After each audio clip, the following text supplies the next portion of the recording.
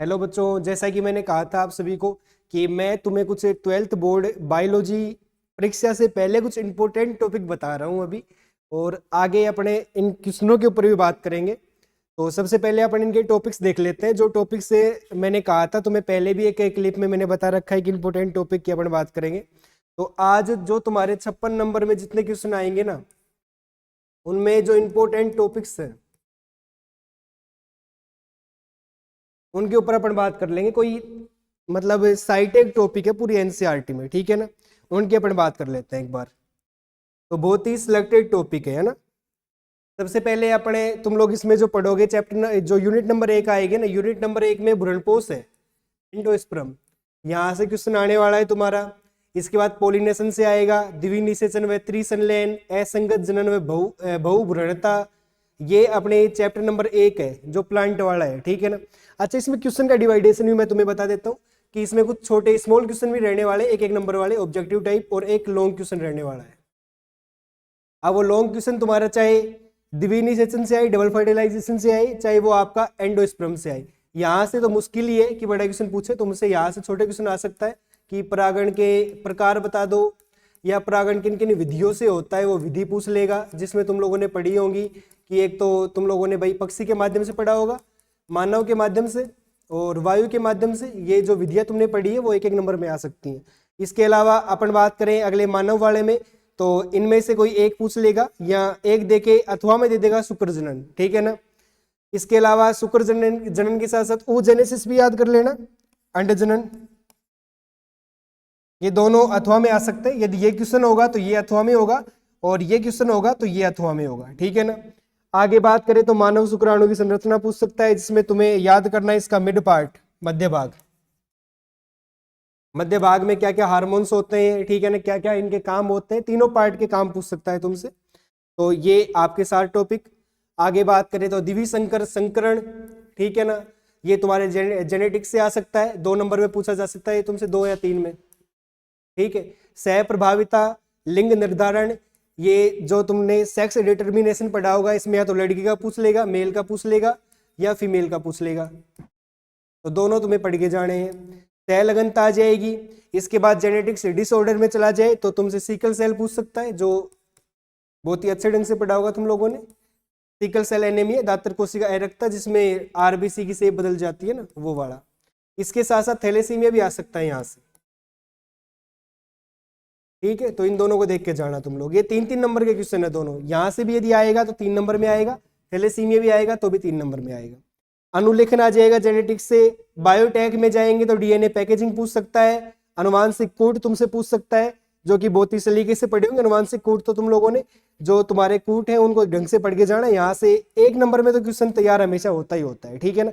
बड़ा नहीं पूछेगा तो छोटा तो पूछ लेगा तुमसे। आगे डीएनए रेप्लिकेशन पढ़ के जाना है तुम्हें। बायोटेक के टॉपिक्स हैं। जीन अभिव्यक्ति का नियमन तुम्हें ये पढ़ के जाना है। डीएनए अंगुली छापन जो फिंगरप्रिंट है डीएनए वाले, वो पढ़ के जाना है। यहाँ से 2 नंबर में क्वेश्चन आएगा, ठीक है ना। ये वेरी वेरी इंपॉर्टेंट टॉपिक है तुम्हारा, ठीक ना। ये वेरी वेरी आईएमपी है। इसके बाद मानव जीनोम परियोजना, एचजीपी, ठीक है ना, ह्यूमन जीनोम परियोजना। तो ये भी एक बहुत ही अच्छा टॉपिक है। यहाँ से 1 नंबर में क्वेश्चन आता है कभी कभी, ठीक है ना। आगे अपने पास स्थानांतरण अनुवादन, अनुवादन से तो आए ही आएगा तुम्हारे, ठीक है ना, कोई दिक्कत वाली बात नहीं। अनुवादन तो तुम्हें पढ़ के ही जाना है, ये तो श्योर हो जाओ तुम लोग। यहाँ से तो क्वेश्चन छप गया ये मानो। अनुकूली विकिरण, जैव विकास के प्रमाण, जैव विकास के प्रमाण में जो सिद्धांत वगैरह है तुम्हारे, डार्विनवाद वगैरह, ये सब पढ़ के जाने हैं। हार्डी वीनबर्ग का सिद्धांत तुम्हें देख के जाना है। यहाँ से 3 या 4 नंबर का बड़ा क्वेश्चन आ सकता है, ठीक है ना। तो ये इंपॉर्टेंट टॉपिक है तुम्हारा, वेरी वेरी आईएमपी, इसको तुम लोग देख के जाओगे, ठीक है ना। आगे और देखो, मानव रोग में टाइफाइड और मलेरिया। मानव रोग बहुत ज्यादा दे रखे हैं, लेकिन इन 2 को विशेष तौर पे तुम लोग पढ़ लेना, ठीक है ना। ये मैं क्यों बोल रहा हूँ, विशेष तौर पे पढ़ना है, ठीक है ना। तो भावना समझ गए होगे तुम लोग। टाइफाइड और मलेरिया तो पढ़ के जाना है। इम्यूनिटी में आ जाए तो इम्यूनिटी में क्या क्या पूछ सकते हैं। अच्छा, इम्यूनिटी बहुत बड़ी है सर, प्रतिरक्षा पूरा क्यों पढ़े हम लोग, तो जब इंपोर्टेंट बता रहे हो तो इसमें भी इंपोर्टेंट बताओ। तो इसमें एक्टिव और पैसिव, ठीक है ना, दोनों पढ़ के जाने हैं तुम्हें। एएमटी वर्सेस सीएमटी, इन दोनों में अंतर पूछ सकता है, समानता पूछ सकता है, ठीक है ना, डिफरेंस और सिमिलरिटी। क्वेश्चन ऐसे रट्टा मार के नहीं जाना, दोनों को समझ के ढंग से पढ़ के जाना है, ठीक है ना। बड़े क्वेश्चन यहाँ से तैयार हो सकते हैं। कैंसर के बारे में पूछ लेगा, एड्स हो गया, ड्रग्स और एल्कोहल, ठीक है ना। इन दोनों में तुम्हारे खुद के मत पूछ सकता है, जो अपने विवेक से उत्तर देना है तुम्हें उसमें। भाई इसमें भी तुम्हें क्या करना है, ये जो कोका एल्केरोइड्स है वो तुम्हें ज्यादा पढ़ के जाने हैं, ठीक है ना। जितने भी कोका एल्केरोइड्स है उनको ध्यान से तुम्हें देख के जाना है। बायोगैस को पढ़ के चले जाना, बायोगैस संयंत्र के बारे में क्वेश्चन आ सकता है। वाहित मैल उपचार के बारे में क्वेश्चन आ सकता है, तो इनको ढंग से देख के चले जाना तुम लोग। आगे देखें तो अपने पास आरडीएनए टेक्नोलॉजी के बारे में क्वेश्चन आ सकता है। पीसीआर के बारे में, पीसीआर वेरी वेरी इंपॉर्टेंट है, छोरो 4 नंबर में क्वेश्चन तैयार हो रहा है यहाँ से, ठीक है ना। आरडीएनए से 4 नंबर में क्वेश्चन तैयार हो रहा है, ठीक है ना। तो ये पढ़ के जाना है तुम्हें, ढंग से पढ़ के जाना है सलीके से। बायो रिएक्टर छोटा क्वेश्चन, ठीक है ना, 1 नंबर का यहाँ से। जीन स्थानांतरण की विधियां 2-2 नंबर के क्वेश्चन तैयार हो रहे हैं यहाँ से, ठीक है ना। कोई भी एक विधि पूछ लेगा यहाँ से। अप्लाइड बायोटेक्नोलॉजी इन एग्रीकल्चर, यहां से भी बड़ा क्वेश्चन आने की संभावनाएं है। यदि बायोटेक्नोलॉजी से बड़ा क्वेश्चन आ रहा है ना, तो मैंने जो टॉपिक्स बताए उनमें से ही आ रहा है, ठीक है। इनमें से कोई एक क्वेश्चन तुम्हें 4 नंबर में देखने को मिल जाएगा। और सेम ये क्वेश्चन है ये यहाँ पे application of biotechnology in medical line, ठीक है ना। ये भी 4 नंबर में तैयार हो सकता है तुम्हारा।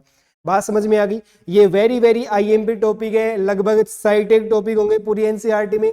अभी मैंने टॉपिक बताए हैं। अभी क्या है कि आज टाइम नहीं मिल पाया मेरे को, ढंग से पीपीटी बन नहीं पाई।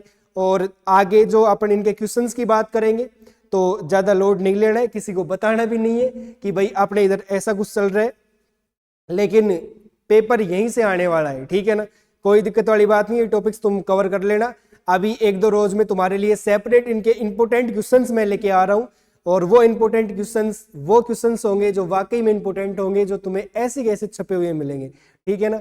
तो कोई दिक्कत वाली बात नहीं है, लगे रहो और पढ़ाई करते रहो, क्योंकि अब तो बिल्कुल पीक टाइम है तुम्हारा। तुम्हें कोई भी डाउट आउट आए तो तुम पर्सनल मुझसे मिल सकते हो या मिल नहीं सकते हो, जो बच्चे काफी दूर के हैं तो वो अपने कॉन्टेक्ट नंबर है ही सबके पास। तो कोई भी डाउट आए तुम्हें एनी टाइम तुम उसकी फोटो खींच के व्हाट्सअप कर सकते हो, तुम्हें तुरंत उसका समाधान मिलेगा, ठीक है ना। तो हंसते रहो, पढ़ते रहो, मौज में रहो, ठीक है ना।